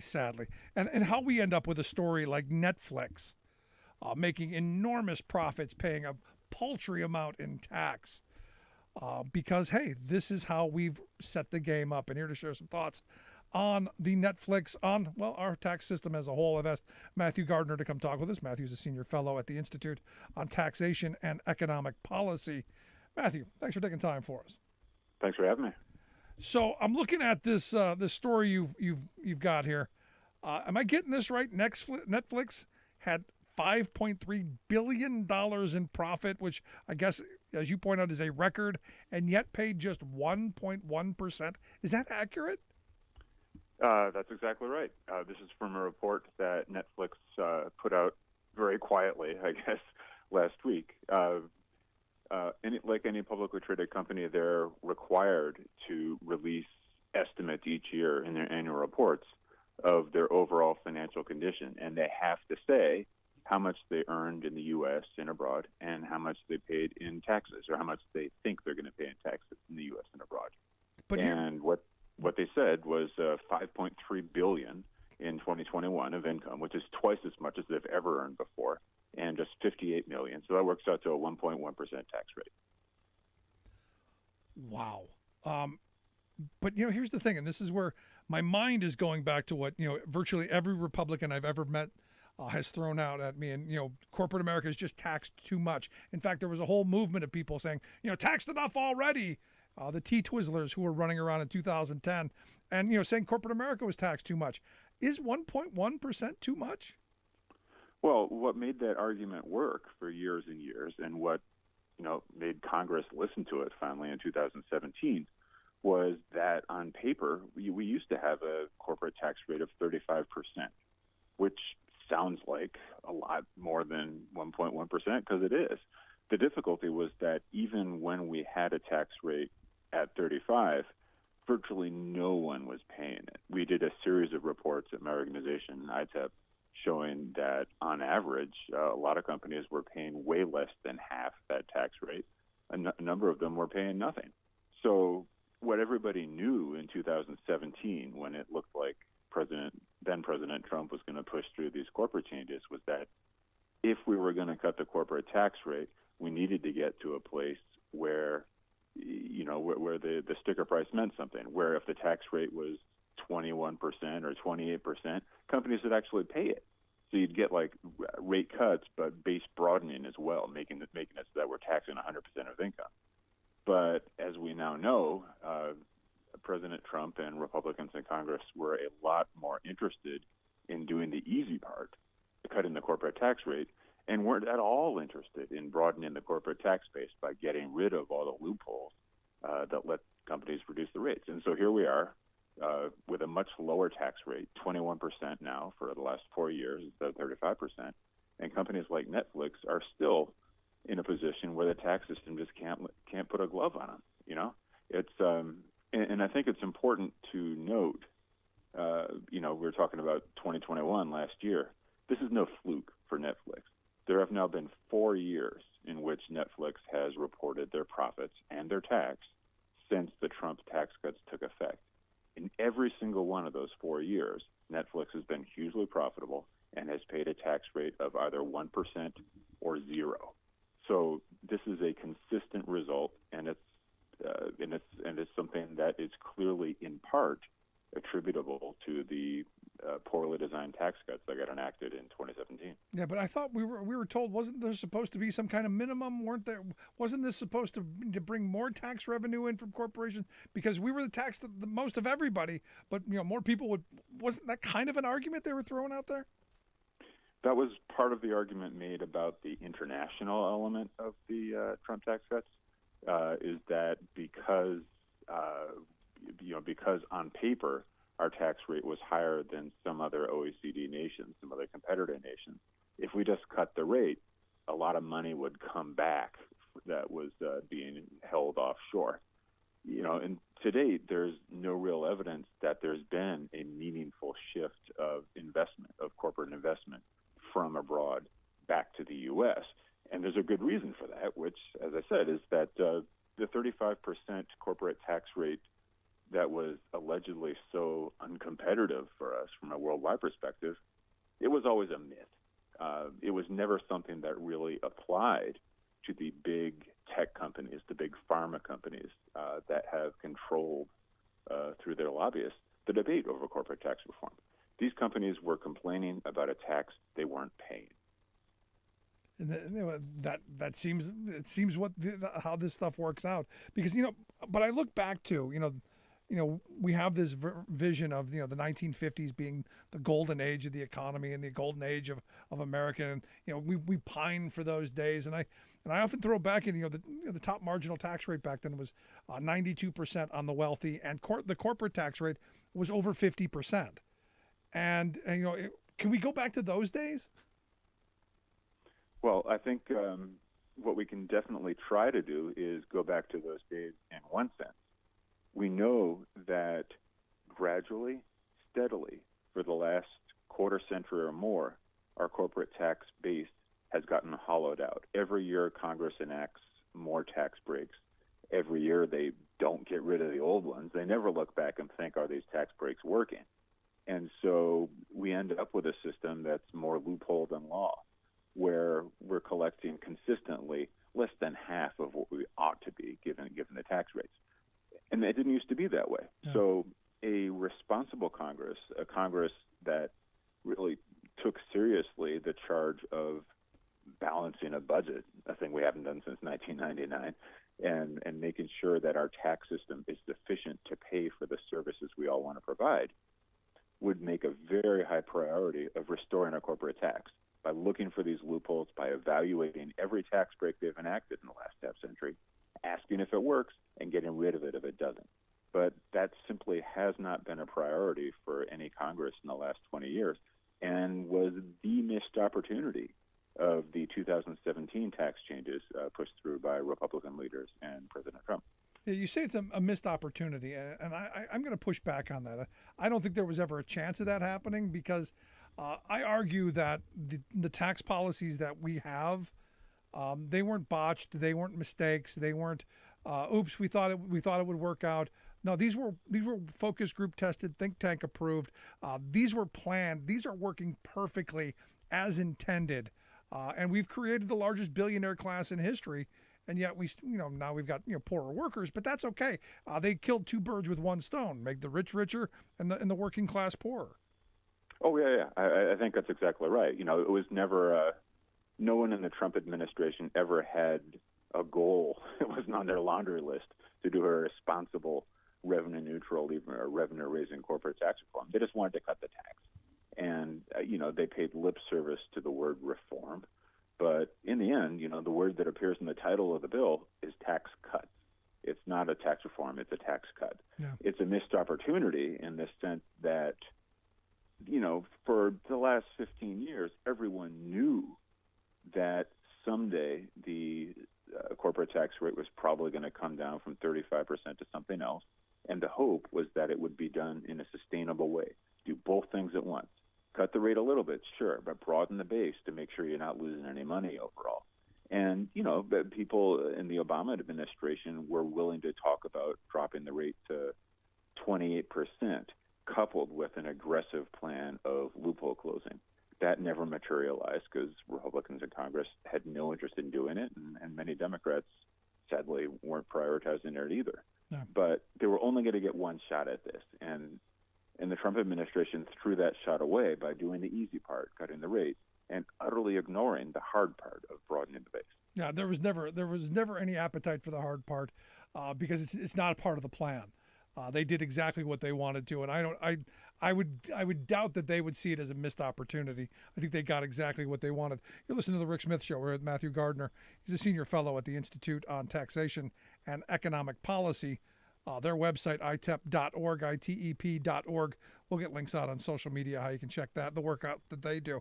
Now, we're talking about this stuff and, cutting the rate down to, such and such a percent, whatever that is going to be. As you said a moment ago, it was 35%. Nobody paid anywhere near that. I think the effective rate was somewhere around 13.5 to 14, which put us globally right somewhere in the middle. But now we've got a situation like Netflix, 1.1%. And I know last year there was a push for this corporate profits minimum tax. Is there any push to have like a minimum tax rate so that a company as wildly profitable as Netflix doesn't walk away with 1.1%? I mean, that puts them almost in that 47% of the population that pays no taxes because they don't make enough. Yes, that's exactly right. Our corporate tax by any sensible comparison is now among the lowest in the developed world. There are very few OECD nations that collect less corporate tax as a share of anything meaningful than we do, and that was true before the Trump tax cuts. It's even more true now. The minimum tax. There were two big prongs in the Biden administration's corporate tax plan when he was a new president a year ago. One of them was undoing part of the Trump administration's rate cuts. As you said, Trump took it down from 35 to 21%. Biden proposed to take back half of that, taking that tax rate to 28%. So, certainly not undoing all of it, but, a pretty good move. The second plan that he proposed at the time was, as you mentioned, a corporate minimum tax. And the idea was that in addition to having this, the current tax system, which would apply a 28% rate to a tax system that had all these tax breaks in it, we'd also have this backstop tax that would apply a lower rate of 15% to a much broader measure of income, one that excluded most, not all, but most of these legal tax breaks. So you weren't getting rid of any of the tax breaks on their face, but a minimum tax would, the idea is, reduce the net benefit of these taxes and tax breaks and make sure that big companies like Netflix and Apple and Microsoft and Facebook, no matter what else they did to reduce their taxes using these legal tax breaks, they could only go so far. They'd have to pay something. So it's hardly a new idea. We used to have something called the alternative minimum tax. Right. It was in the 80s. It was highly effective at preventing tax avoidance. It gradually became less so over time as Congress allowed more tax breaks to become part of the AMT, and then it was repealed entirely as part of the Trump tax cuts.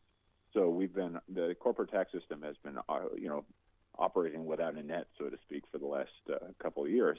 But the concept is totally familiar. We know it can work if done properly.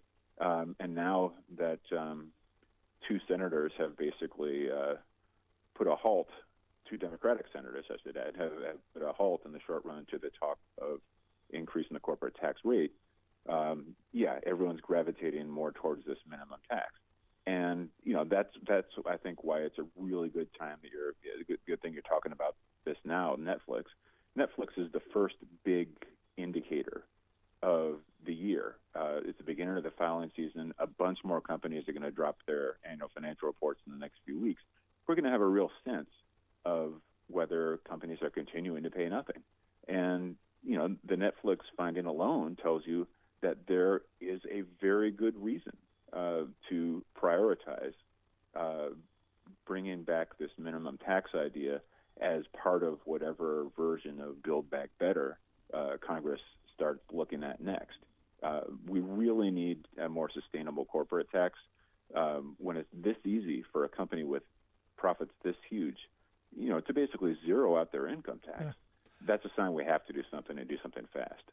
I don't know if you noticed, Joe Manchin said Build Back Better's dead. Just so we're on the same page. He said there's nothing to talk about. We're done. It's dead. I don't know what anybody's talking about. Dead. That kind of seems like it might be dead, which means again the status quo benefits the folks who have been benefiting from our horrible tax code all these years.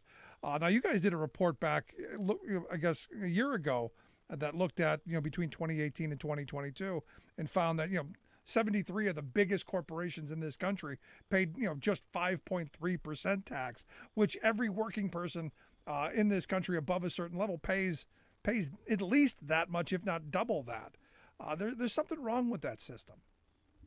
That's right, and that was a pretty powerful report, I think, both because it made it clear that this wasn't a one-off. We at that point we had 3 years of data for the Trump corporate tax cuts under our belt, so we could say something about how this is operating over time, and we had data over every economic sector in the U.S. And so it's a pretty powerful finding that the corporate tax is even weaker now than it was before the passage of the 2017 tax cuts, and that it's true across almost every industry in the U.S. It's a systematic failing of the tax system. So, we knew already that this was a dire need, and I think, the fact that President Biden prioritized this, almost as soon as he got inaugurated last year was pretty fantastic, right? Yeah, because we need the money. We need the money to invest in things like infrastructure and healthcare and education and, even the military. But Matthew, I appreciate the time. Good stuff. I hope folks will take a look at the website, itep.org. But Matthew, appreciate it, man. Thanks. Thanks very much for your time. Good stuff. Make sure you check out the website, itep.org.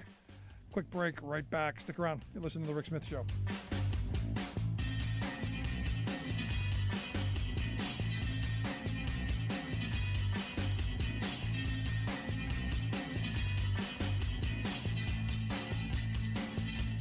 I'm Rick Smith, and this is Labor History in 2.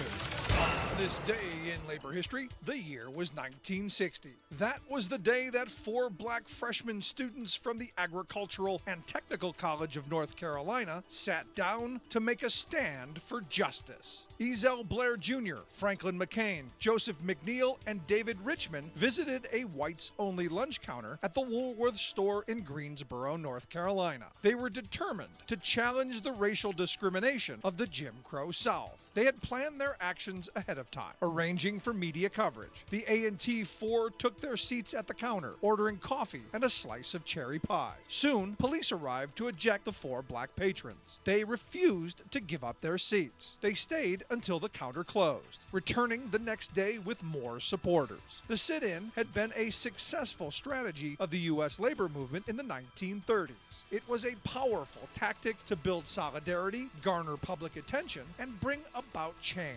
Members of the Congress of Racial Equality had also used the sit-in during their organizing for civil rights in the 1940s. The Greensboro action sparked an unprecedented wave of sit-ins for civil rights. Mass mobilizations for sit-ins swept the South.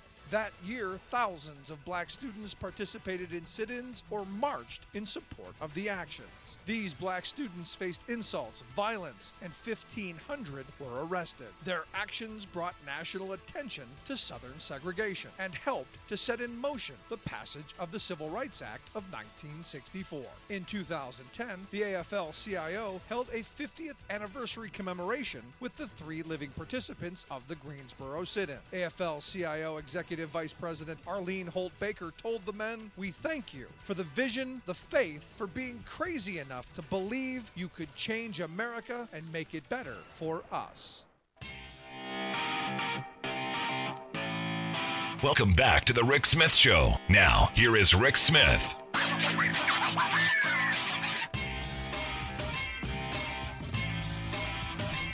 So Jonathan Bernstein has got an opinion piece over at Bloomberg that kind of has my attention. It's one of these things where, we gave states a whole bunch of money during the pandemic, and we're still giving them a whole bunch of money. And how are they going to spend it? You may remember originally, right out of the box, Ohio's, we're going to give tax cuts to corporations. We're going to spend that money in ways not really what policymakers had in mind. The idea at the time was, hey, if we give folks money, it's to help get through the pandemic. It wasn't a slush fund to help corporate America line their pockets. But Jonathan Bernstein over at Bloomberg writes, Democrats shouldn't be too upset policy-wise that Republican states have the cash to fund regressive tax cuts and are doing so. He says, sure, that's not what Democrats would do and are doing with the surplus money. But, he says, tax cuts, even regressive ones, surely are better from a Democratic perspective than slashing money on social services and basic government infrastructure. I kind of agree with that, but he goes on to say, and there's a good chance that a flood of money to the states prevented Republicans from reacting to tight budgets and spending cuts. I disagree with that because in Pennsylvania, we had a General Assembly that wanted to slash and burn. There are states across the country that do want to slash and burn public services. They can do both. They can give money away in the slush fund, and they can go after the working class folks in their states. But that's why I have asked Dave Kamper to come talk with us. Dave is the senior state policy coordinator with the Economic Analysis and Research Network at the Economic Policy Institute. He's got a new blog post out. States are sitting on American Rescue Plan funds that could help against the Omicron variant. He's got this written over at epi.org. Dave, thanks for taking time for us. Oh, thanks for having me here, Rick. So let's start right with the point you got in your piece. There's a lot of money out there, a lot of money that states are sitting on, a lot of money that could be spent in better ways. Do you agree with Jonathan Bernstein that Democrats shouldn't get too upset if we give that money away in tax cut to corporate America? I don't agree, which may not surprise you. Let me explain a little bit why. First of all, we are not a country at normal status. We have hundreds of thousands of cases of COVID happening every day. We are 4 to 8 million jobs below where we were at the start of the pandemic. We have huge challenges with unemployment, with job creation, with demand stimulus, and the money that the states were given in what it's called the state and local fiscal relief funds, if you want the fancy title, that money should be spent to stimulate economic demand, to deal with the COVID pandemic, and to build equity. And tax cuts to businesses just are not effective ways to do that. No, I absolutely agree. But Bernstein's saying, here's the thing. We may not do it, LaGreer. They may not be great. They are regressive. He starts right off from there. But the states aren't going to go after like they normally do. This is his, as I understand it, his position. Because they have this money, they're not going to go after social programs. Do you see that as potentially accurate? Because I got to tell you, I think those states that would do it anyway, I think they can walk and chew gum at the same time. So giving corporate America a little bit more while still screwing the poor, that seems right up their utopian alley. Right. And also, like, the pre-pandemic status quo was already one that was sticking it to poor people. The level of public services in the kinds of states that are thinking about giving massive tax cuts to the rich were already unacceptable. It's not like there was any more to cut in a lot of these states. They were so brittle. That's part of the reason why the pandemic's been so bad, is that there's no public health infrastructure. There's no support infrastructure in these states to help people. And so the idea that, well, they won't cut, service, they've already done the cutting. They've been doing the cutting for more than a decade. And so there's not much left to save. What they need to do, and I know it's hard to convince them to do it, but what they need to do is rebuild that public sector. And I would rather they didn't spend the money at all and put it in a rainy day fund than give it in tax cuts to businesses. But the main thing for them to do would be to spend it to fight this pandemic and stimulate the economy. Yeah, because if I'm not mistaken, that was kind of the reason. This wasn't the general cause. We're giving you all this money so that you deal with this stuff in a way that only your state can handle. Because my Republican friends love to tell me that the federal government can't do everything. The states, they're the place where things get done. And you give them money, and what do? Well, not what they're supposed to, it seems. Right. This fund was $350 billion, and its purpose was to stabilize the economy and to get the pandemic under control. There's so many uses for the money right now that could be used to do that. And if you're a government, the one argument that I hear that I think I can understand and have some sympathy with is that some folks say, look, this money from the federal government in the American Rescue Plan Act is one-time money. We're worried about committing ourselves to the future. Well, okay, but there's a lot of things you can do one time right now with that money. Expanding testing, expanding vaccine access, premium pay to frontline workers, often called hero pay. These are things that we can do right now that will stimulate the economy, that will deal with the coronavirus pandemic. And also, I think it's perfectly fine to make investments for the long term. I think if people, even in a state that we don't normally think of believing in public services, sees an improved level of public services from spending of these dollars, they will support that continued spending. Yeah, I know that's a heavy lift politically, but there we are. Here's where the problem is. In the states that we're talking about who would do this the way that they are, which is handing out money to corporate America. The idea that government does anything that makes people's lives better, that government does anything that is good, is counterintuitive to their ideology and their blind faith hatred of government. So, I love the idea of where you're going, but this is, I think, an ask too great of Republican legislators and governors across the country. I think it's well outside the realm of possibility when you're talking about Republican leadership. Well, and that's one of the good things about the state and local fiscal relief funds is they didn't just go to the state legislatures. You've got huge chunks of money that go directly from the feds to cities, to counties, to tribal governments, to school districts.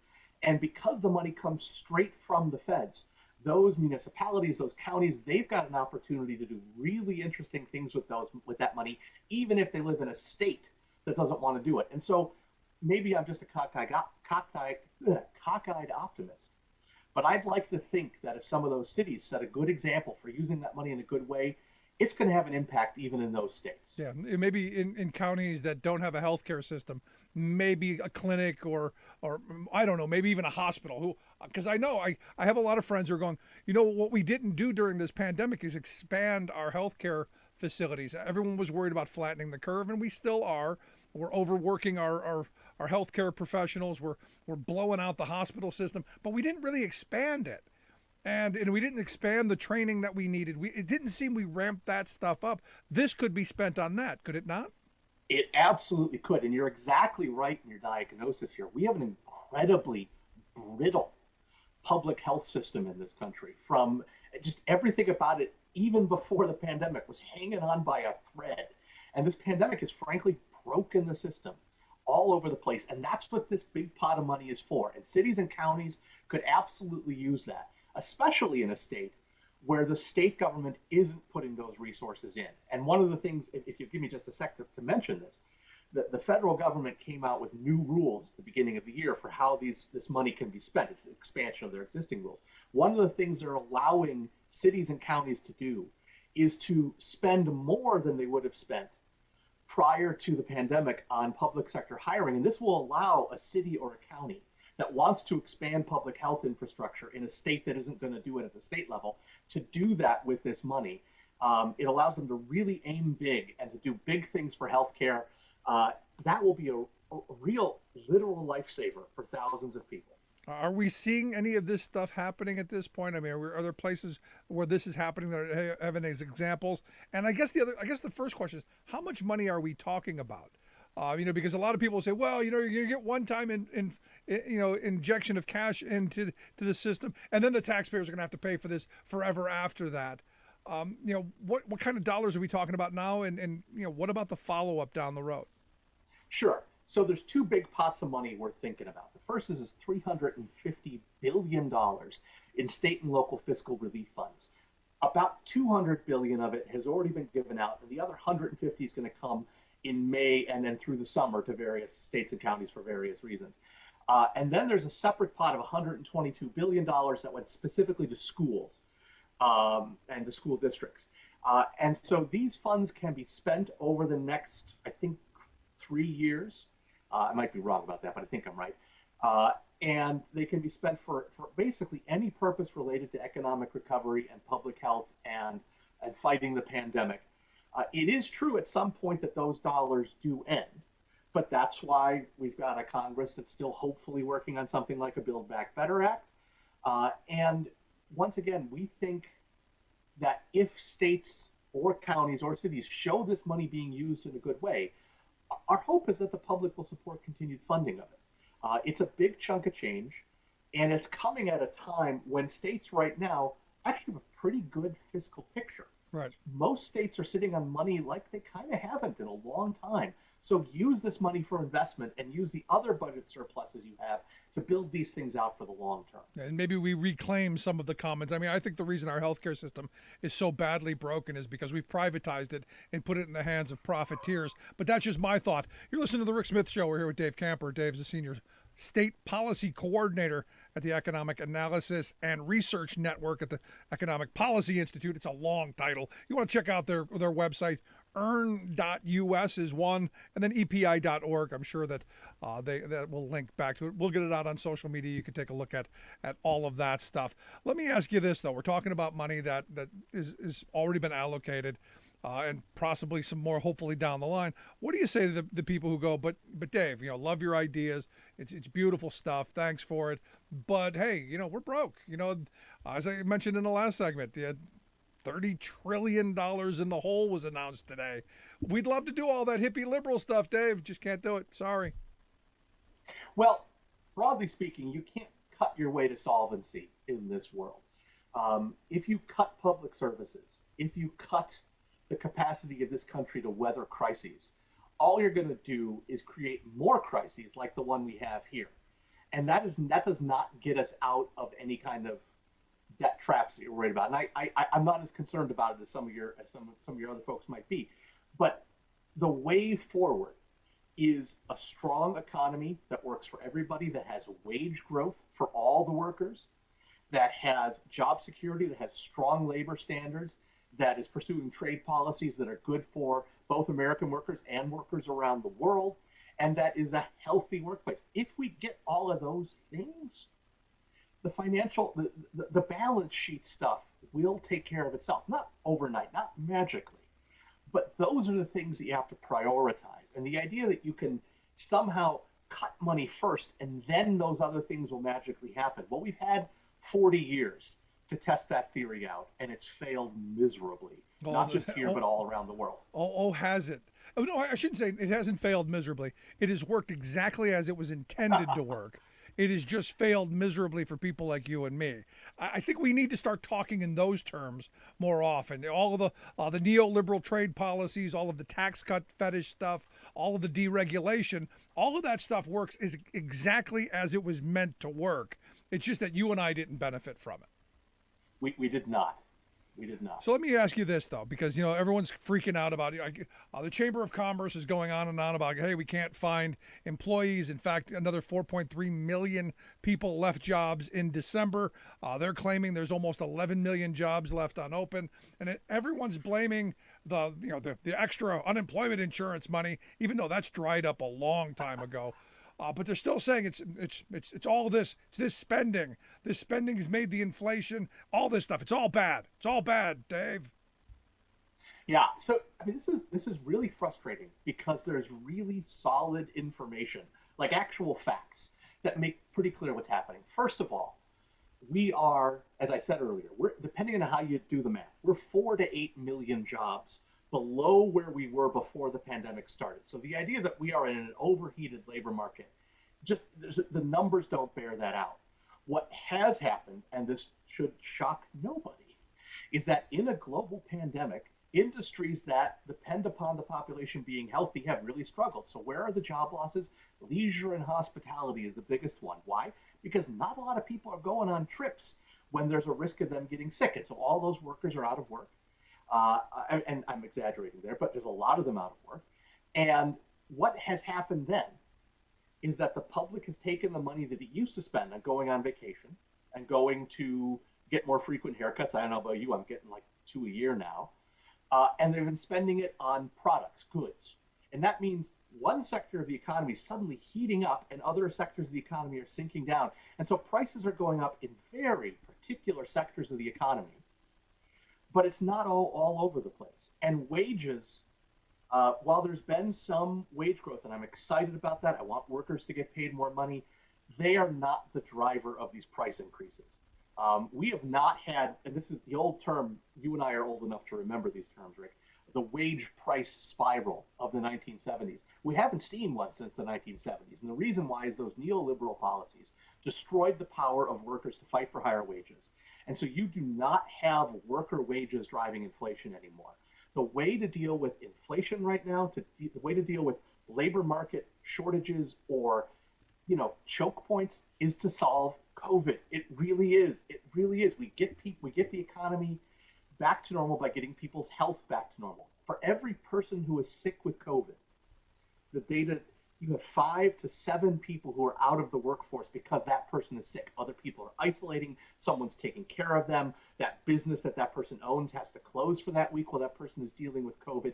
And so the knock-on effects of even a single case of COVID are just outrageous. We've got to get this pandemic under control. We have the capacity to do it. These American Rescue Plan funds are right there and could be used immediately to do that. That will make the economy stronger. It will put people back to work. It will help deal with inflation. It will increase state tax revenues. It will do all good things. And also it will save hundreds of thousands of lives. And it will save hundreds of thousands of lives. And get us back to somewhere near normal, to the point to where maybe we're not hating each other. We're not I go into public and you got people who are just mean and angry, and maybe some of that will tap down. But Dave, I appreciate you taking some time for us. Excellent article. I hope folks will take a look at it. We'll get it out on social media. But great talking with you. Thank you so much. Good stuff, Dave Kamper, Senior State Policy Coordinator, Economic Analysis and Research Network, over at the Economic Policy Institute. You can check out their website, earn.us, or EPI site at epi.org. Quick break, right back after this. Stick around. You're listening to The Rick Smith Show. We're working people. Come to talk.